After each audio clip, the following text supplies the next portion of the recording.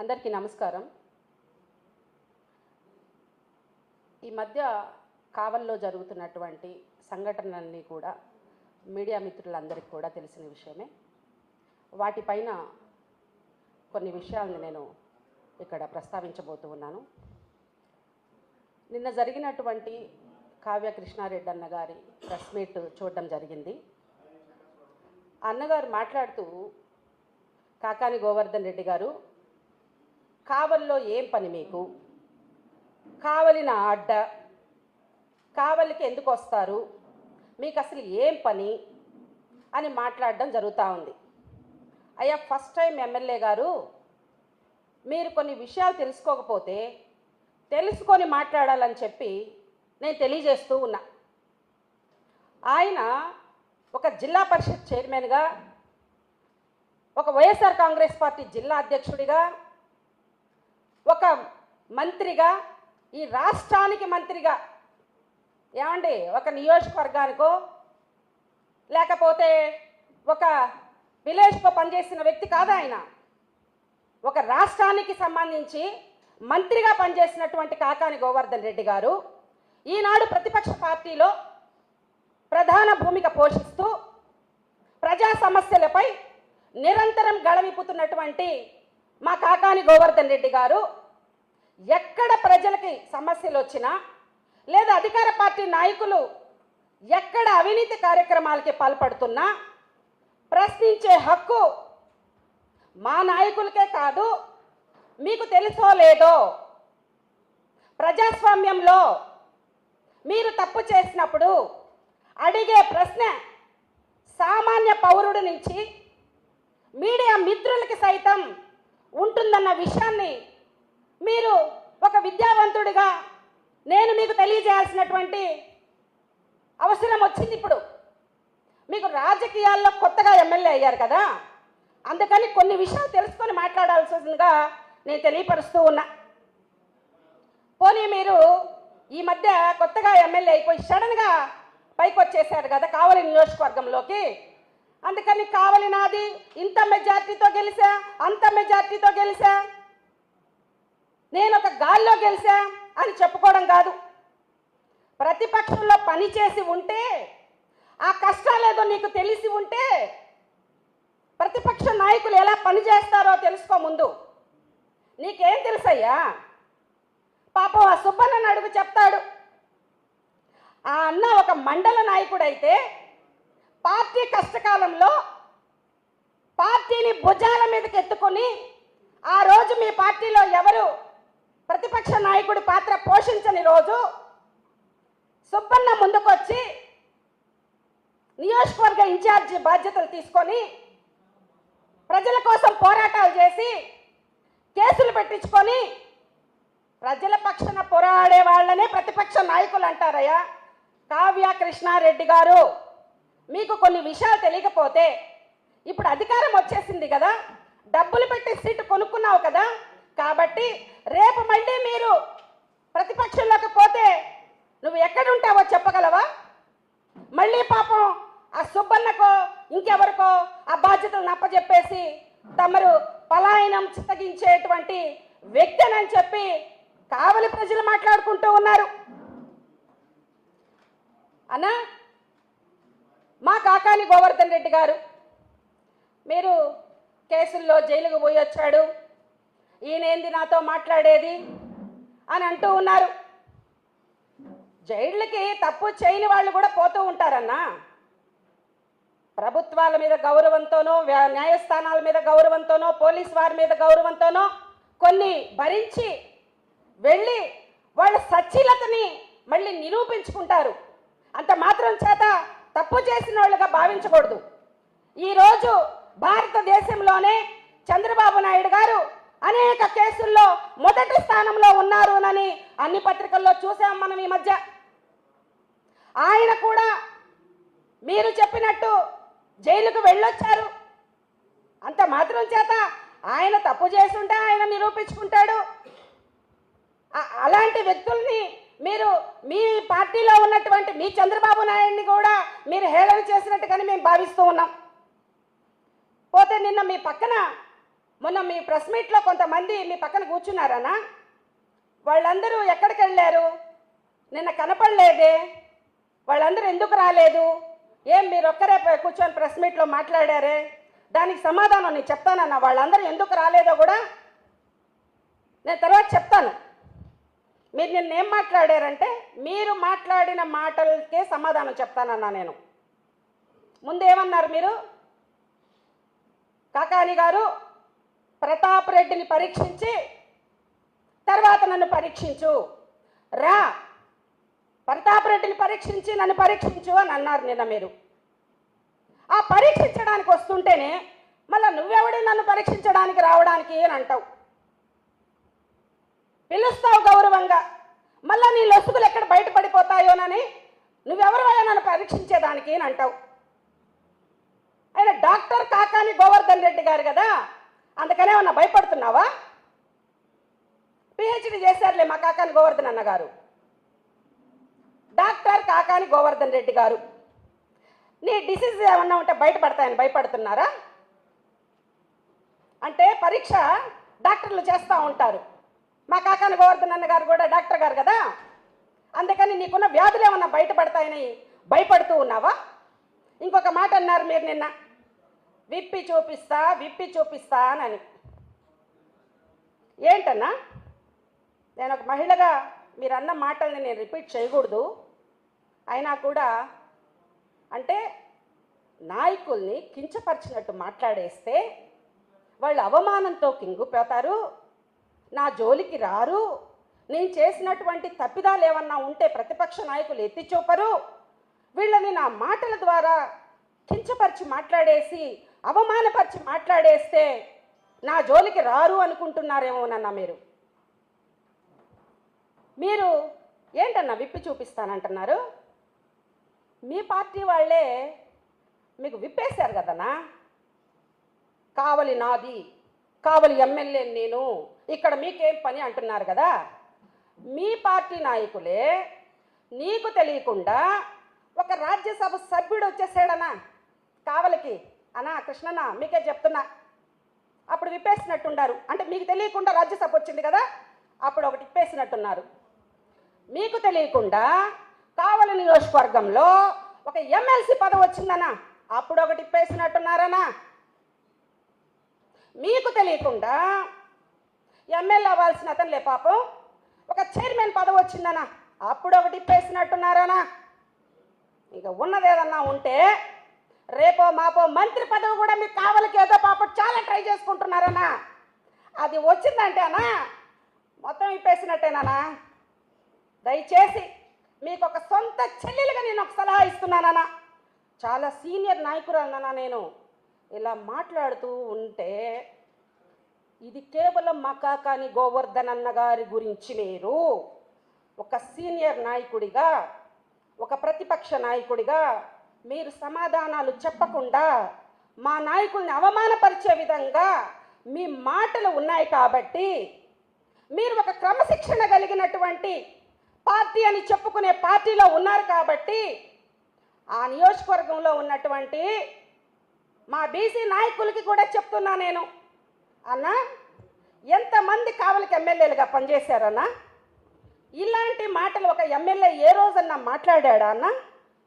అన్నా మీరు క్రమశిక్షణ కలిగిన టీడీపీలో సీనియర్ నాయకులుగా ఉన్నటువంటి నా సోదరులకి చెప్తున్నానన్నా, క్రమశిక్షణ కలిగిన పార్టీ అని మీరు చెప్తూ ఉంటారు కదన్నా, మాది మిలిటరీ స్కూల్ లాంటి పార్టీ అని చెప్తుంటారు కదన్నా. ఏ రోజన్నా కూడా కావలి ఎమ్మెల్యేలుగా పనిచేసినటువంటి వాళ్ళు ఇలాంటి భాషని ఉపయోగించారా అన్న? కావలికే మచ్చ కదన్నా ఇలా ప్రవర్తించడం, తెలుగుదేశం పార్టీకే మచ్చ కదన్నా ఇలా ప్రవర్తించడం. కావలి ప్రజలు ఎంతో ఉత్తములుగా వాళ్ళు ఏదో ఒక డెసిషన్ తీసుకొని ఏ టైంలో ఎవరిని ఎమ్మెల్యేగా గెలిపించాలో మేధావులైనటువంటి కావలి ప్రజలకి మంచి చేయాలి తప్ప, మంచి మాటలు మాట్లాడాలి తప్ప, అవతలోళ్ళు ఏదన్నా ఉంటే మన సచ్చీలతని నిరూపించుకోవాలి తప్ప, ఇలాంటి హేళనైనటువంటి మాటలు మాట్లాడడం ఎంతవరకు మీ పార్టీ నాయకుడికి తగునన్నానని మిమ్మల్ని అడుగుతూ ఉన్నానన్నా. అదేవిధంగా కృష్ణన్న, ఉన్నదైనా కాపాడుకోవాలంటే నేను మీకు ఒక సోదరిగా ఒక సలహా ఇస్తున్నానన్న. మీ జిల్లా పార్టీ అధ్యక్షుడిగా అబ్దుల్ అజీజ్ అన్న గారు కష్టకాలంలో పార్టీని భుజానికి ఎత్తుకొని జిల్లా అధ్యక్షుడిగా ఉన్నప్పుడు 10కి 10 స్థానాలు గెలిపించినటువంటి ఒక మైనారిటీ సోదరుడు అబ్దుల్ అజీజ్ అన్న గారుకి మీరు మంత్రి పదవి ఇవ్వాలి అని డిమాండ్ పెట్టండి కృష్ణన్న. మీరు ఎక్కడికో వెళ్ళిపోతారు కృష్ణన్న. మీకున్న అవకాశం ఇదొక్కటే అన్న. మీకున్నది ఏదన్నా ఉండేది కాపాడుకోవాలంటే అప్పుడు అన్నీ వేసేసుకోవచ్చన్నా. మీరు విప్పిని అన్నీ వేసేసుకోవచ్చన్నా. అబ్దుల్ అజీజ్ అన్న జిల్లా పార్టీ అధ్యక్షుడిగా 10కి 10 స్థానాలు గెలిపించినటువంటి, పార్టీ కష్టకాలంలో పనిచేసి భుజాలు అరిగిపోయేలా పార్టీని అధికారంలోకి తెచ్చినటువంటి అబ్దుల్ అజీజ్ అన్న గారికి మంత్రి పదవి ఇవ్వాలి అని మీ నుంచి ఒక ప్రతిపాదన పెట్టండి అన్న. అప్పుడు అన్నీ వేసేసుకోవచ్చు. ఏమి విప్పి చూపిస్తారన్నా? మీ పార్టీ వాళ్ళే నీకు అన్నీ విప్పేసి ఉంటే విప్పి చూపిస్తానని మాట్లాడుతున్నారన్నా. తగదన్నా.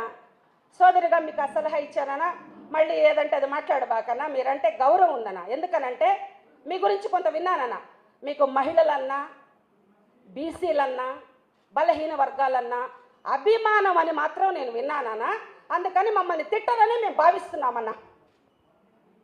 మీరు జిప్పిప్పేస్తా అన్నారు కదనా. ఇలాంటి జిప్పుగానైతే మేము కూడా సహకరిస్తామన్నా. మా నాయకులు మిమ్మల్ని అడిగిన ప్రశ్నలు నేను జిప్పిప్పి చూపిస్తా అన్నారు కదా, ఫైల్స్ అన్నమాట ఇవి. క్వారీలు ఏమన్నా అవినీతి జరుగున్నా, లేకపోతే మీది ఏదైనా అవినీతి జరుగున్నా చూపించాల్సింది. ఇలాంటివి కానైతే మీకు ఇలాంటి ఫైల్ కూడా ఒకటి ఉందన్న చెప్తానన్నా. మీరు న్యాయవంతులు శుద్ధ పూసలు అంటున్నారు కదనా. ఇలాంటి జిప్ ఫైల్ ఒకటి చెప్తానన్నా మీకు. మీ పక్కన కూర్చో ఉన్నారు నిన్న ప్రెస్ మీట్లో. ఆయన పాపం హెలికాప్టర్ ప్రమాదంలో ఒక మాజీ ముఖ్యమంత్రి వర్యులతో పాటు హెలికాప్టర్ ప్రమాదంలో మరణించారన్న ఒక బహుజన బిడ్డ. ఆయన కష్టపడి కొన్ని ఆస్తుల్ని కూడబెట్టుకున్నారన్న. ఆ ఆస్తుల్ని మీ పక్కన కూర్చున్న వాళ్ళు కొంతమంది దోచేస్తున్నారన్న.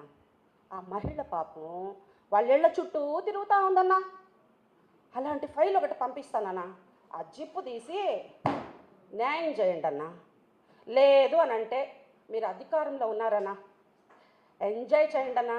అధికారాన్ని ఎంజాయ్ చేయండి. మా మీద ఎందుకన్నా దొంగ కేసులు? మా ప్రతాప్ అన్న తప్పు చేశాడా? నువ్వు అధికారంలో ఉన్నావు కదన్నా. ఒక ఉన్నత విద్యావంతుడివి నువ్వు, ఒక లెక్చరర్గా పనిచేసిన వ్యక్తివి నువ్వు, ఫస్ట్ టైం ఎమ్మెల్యే అయినటువంటి వ్యక్తివి నువ్వు. నీ పార్టీ అధికారంలో ఉంది. Enquiry enquiry. ఏ ఆస్తులు దోచుకున్నా ఎంక్వైరీ అప్పుడెప్పుడో పెట్టిన కేసులు కూడా ఇప్పుడు మీరు నేను ఫైల్ చేపిస్తున్నాను అన్నారు కదన్నా. అలాగే ఎంక్వైరీ ఆయన ఆస్తులు అయితే కాపాడుకుంటాడు. ఎక్కడన్నా అన్యాయం చేసుంటే వాటిని ఎలా పరిష్కరించుకోవాలో చేసుకుంటాడు. అన్నీ చేసుకుంటారు కదన్నా. అధికారాన్ని ఎంజాయ్ చేయండి అన్నా. కావల నియోజకవర్గానికి చెడ్డ పేరు తేబాకండి అన్నా. కలికి యానాది రెడ్డి గారు తెలుసా అన్నా మీకు? అన్నా తెలిసే ఉంటుందిలేనా, చదువుకున్నారు కదా. మీది కూడా అక్కడ మండలమే కదా, పక్క మండలాలే కదా. 5 సార్లు ఎమ్మెల్యే అన్న కలికి యానాది రెడ్డి రెడ్డి రెడ్డి రెడ్డి రెడ్డి గారు అన్న. 5 సార్లు ఎమ్మెల్యే అన్న అంటే 5 సార్లు అన్నా రెడ్డి గారు అని. నేను కూడా ఎంతో ఉన్నతంగా పనిచేశారన్నా. మాజీ మంత్రివర్యులుగా కూడా పనిచేశారన్నా. కావలికి రాష్ట్రంలోని ప్రత్యేకమైనటువంటి గుర్తింపును తెచ్చారన్నా. అదన్నా రెడ్డి గారుల పరిపాలన. ఎవరిని తోలనాడలేదన్నా. ఒక్కసారి ఆయన బయోగ్రఫీ ఇంకొకసారి మర్చిపోయి ఉంటే మీరు చదువుకోండి అన్నా. అన్నా మేము మీకు ఎంపీపీ చేసింది ఎవరన్నా? మాగుంట పార్వతమ్మ గారు అన్నా. మాగుంట పార్వతమ్మ గారు మిమ్మల్ని ఎంపీపీ చేశారన్నా. అక్కడి నుంచి చంద్రబాబు నాయుడు గారు వాళ్ళ సామాజిక వర్గాన్ని కూడా కాదని, అప్పటిదాకా కష్టపడి పనిచేసిన సుబ్బానాయుడు గారిని కాదని మీరు ఏమి మ్యానిపులేట్ చేశారో మాకైతే తెలియదన్నా. మీరు ఎక్కడ కూడా 5 ఏళ్ల పాటు ప్రతిపక్షంలో పోరాడలేదు. మీ మీద నా మీద ఒక కేసు కూడా లేదు అని చెప్తుంటారన్నా. ఎందుకు ఉంటుందన్నా? పోరాటాలంటే ఏందో తెలిస్తే కదన్నా కేసులు ఉంటాయి. పోరాటాలంటే ఏందో తెలిస్తే కదన్నా కేసులు ఉంటాయి. డబ్బు డబ్బు కొట్టేసి ఎమ్మెల్యే అయిపోయావు కదన్నా. ఇంకొక ఫ్రస్ట్రేషన్లో ఉన్నావన్నా. ఈ జిల్లాలో 1.5 సంవత్సరం కూడా కాకతలకి ఒక మంత్రిని మార్చేస్తామన్నారన్న. ఆ మంత్రి ఎవరో మాకైతే తెలియదన్నా. ఆ మంత్రి పదవి కోసం అబ్బాబ్బాబ్బా ఈ జుగల్బందీ డ్యాన్స్ చూడలేక చచ్చిపోతున్నామయ్యా. ఆ నియోజకవర్గం ఆయన ఒక డ్రామా, ఈ నియోజకవర్గం ఆయన ఒక డ్రామా. మా ఇళ్ల మీదకి దాడులు, మా మీద తప్పుడు కేసులు. ఏందయ్యా ఈ జుగల్బందీ డ్యాన్స్ జిల్లా ప్రజలకి? ఎవరన్నా ఫిక్స్ అయిపోయి ఉంటారు చంద్రబాబు నాయుడు గారు. ఎవరికో మంత్రి పదవి ఇవ్వాలని ఆయన ఒక ఫిక్స్ అయిపోయి ఉంటారయ్యా. మీరెందుకయ్యా మీ ఫ్రస్ట్రేషన్ అంతా మీ నియోజకవర్గంలో మీ నాయకులు పెట్టే ఇబ్బందులకి మా నాయకుల మీద పడి ఏడుస్తున్నావేంది కృష్ణన్న? అందరు మీ నాయకులే నిన్ను ఆ పక్క ఈ పక్క పొడి చేస్తున్నట్టున్నారు. మళ్ళీ వీళ్ళేంద్రా నాయన ప్రతిపక్ష నాయకులు కూడా వచ్చి నా నెత్తి మీద పడుతున్నారు. నాకున్నటువంటి స్కిన్ డిసీజ్ అన్ని బయట పెట్టేటట్టుంటారు ఈ డాక్టర్ గారు, కాకాని గారు వచ్చి అని. ఎందుకన్నా మీకు ఫ్రస్ట్రేషను? కాబట్టి అన్నా మీరు చెప్పుకోకూడదనా ఆణిముత్యం స్వాతి ముత్యం అని అనా. మనకి నియోజకవర్గ ప్రజలు ఏదో మంచి మెజార్టీతో గెలిపించారని మీరే చెప్తున్నారు అన్నా. మీకు ఇంకొక విషయం కూడా తెలుసోలేదు, ప్రతాప్ అన్నని 2 సార్లు గెలిపించారన్న కావలి ప్రజలు. 2 సార్లు అన్న. కలికి అనాథ్ రెడ్డి గారిని 5 సార్లు, రామిరెడ్డి ప్రతాప్ కుమార్ రెడ్డి 2 సార్లు గెలిపించారన్న. అగ్రవర్ణాల ముద్దు బిడ్డగా భాషని కొంచెం ప్రజలు హర్షించే విధంగా, ఒక మగ జాతినే కించపరిచే విధంగా మీరు మాట్లాడుతున్నారంటే ఇంకా మహిళలు చాలా బాధపడుతున్నామన్నా. అయినా కూడా వైఎస్ఆర్సిపి జగన్మోహన్ రెడ్డి గారి సారథ్యంలో పనిచేస్తున్న మహిళా నేతలుగా మమ్మల్ని మీరు తిట్టినా సరే రేపు కావలికి వచ్చి మా నాయకుల్ని రిక్వెస్ట్ చేస్తామన్నా. మేము కూడా వచ్చి కావల్లో ప్రెస్ మీట్ పెడతామన్నా. ప్రెస్ మీటేనన్నా. మళ్ళీ ఇంకొకసారి ఏమన్నారంటే మీరు ఎస్వి రంగారావు కాకానన్న అన్నారన్న. మీ పార్టీలో మంత్రి పదవి కోసం మీరు చేసే యాక్షన్కి మీరన్నా ఎస్వి రంగారావులు పెద్ద పెద్ద అవార్డులు ఏమన్నా ఉంటే మీ పార్టీ నాయకులకి ఇవ్వాలన్నా. మా కాకానన్నకి ఎప్పుడు పోరాట వీరుడు మా కాకానన్న. మీరు జైలుకు పంపించినా కూడా తప్పుడు కేసులు పెట్టి మాకందరికి మనోధైర్యాన్ని ఇచ్చి ఏం భయపడబాకండి, ఏం బాధపడబాకండి, నేను లేనని జంకబాకండి అనని పురుషులకే కాదు స్త్రీలకు కూడా ధైర్యాన్ని ఇచ్చినటువంటి మా కాకాని గోవర్ధన్ అన్న గారు చిప్పకూడి తిన్నాడని హేళన చేస్తారా అన్న. నాకు కిరాయి దాదా పాత సినిమా అనుకుంటా ఒక డైలాగ్ గుర్తొస్తుందన్న. రేపు మళ్ళీ అధికారం వస్తే కాకానన్న మంత్రి అవుతారు. ఏదో ఒక డైలాగు గుర్తు రావట్లేదు. కొట్టానంటే దెబ్బ కింద పైన అబ్బా అనే డైలాగు ఒకటి కరెక్టో కాదో గుర్తు రావట్లేదనా. కిరాయి దాదా అనుకుంటా, నాగార్జున అనుకుంటా హీరో. చాలా రోజులు అయింది, చిన్నప్పుడు ఎప్పుడో చూసేసుకుంటా. అట్లా ఉంటుందన్నా మా కాకానన్న దెబ్బ అన్నా. వద్దులేనా, మా నాయకుడు అంటే మాకు ధైర్యం. ఆయన ఒక మంత్రిగా పనిచేశారు. మీకు తెలియదు కాబట్టి మీ పార్టీలో మీరు కొత్తగా వచ్చారు కదా, మీ పార్టీలో సీనియర్లు ఉన్నారన్న. వాళ్ళని అడగండి. వాళ్ళు ఏ నియోజకవర్గం అయినా పోతుంటారు, అక్కడ సమస్యల మీద మాట్లాడుతూ ఉంటారు. పార్టీ పెట్టినప్పటి నుంచి కూడా కొంతమంది ఇక్కడ ఉన్నారు. పార్టీయే మాదని వాళ్ళు చెప్తుంటారు. వాళ్ళని మీరు సలహా అడగండి అన్నా. ఇకపోతే మీరు అధికారంలో ఉన్నారు కాబట్టి మన్నేమన్నా తప్పు చేస్తుంటే మీరే ఎంక్వైరీ పెట్టించండి అన్నా. ఇకపోతే అన్నా మీరు స్వాతి ముత్యం ఆణిముత్యం అంటున్నారన్నా. మీరంటే చాలా గౌరవం ఉందన్నా. మీరు ఒక లెక్చరర్గా పనిచేశారని విన్నానన్నా. తర్వాత రాజకీయాల్లో ఎంపీపీగా వచ్చారు. తర్వాత కొన్ని విషయాలన్నా కావలికి వచ్చి మాట్లాడుకుందామన్నా. మీరు మాజీ మంత్రుల్ని ఎవరినో వాళ్ళకి మీరు బినామీలుగా ఉండి ఏదో పంగనామాలు పెట్టారని, ఒక ఈ కూటమి ప్రభుత్వానికి పార్టీలో ఉన్నటువంటి ఒక మాజీ మంత్రిని ఏదో వెన్నుపోటు పొడిచారని, ఇవన్నీ కూడా కావలికి వచ్చి మాట్లాడుకుందామన్నా.